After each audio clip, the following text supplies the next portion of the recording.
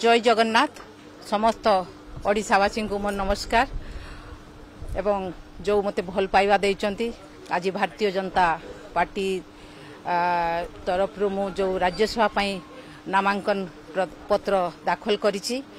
सर्वप्रथम तो मु धन्यवाद देवी यशस्वी प्रधानमंत्री नरेंद्र मोदी जी को एवं आमर गृहमंत्री अमित शाह जी को एवं आमर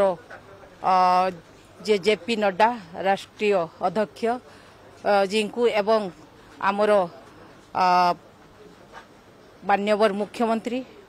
मोहन चरण माझी महोदय को एवं एठी उपस्थित अच्छा मो सहित आम राज्यर भारतीय जनता पार्टी सभापति महोदय एवं राज्य प्रभारी एवं समस्त भारतीय जनता पार्टी नेतृमंडली मोर गुरुजन समस्त को बहुत बहुत धन्यवाद जनइबी आज मते जो आशीर्वाद करिसंती। तेणु निश्चित भाव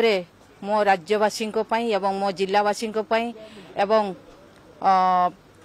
जो डेवलपमेंट रही ओडिशार एवं जिलार मो समाज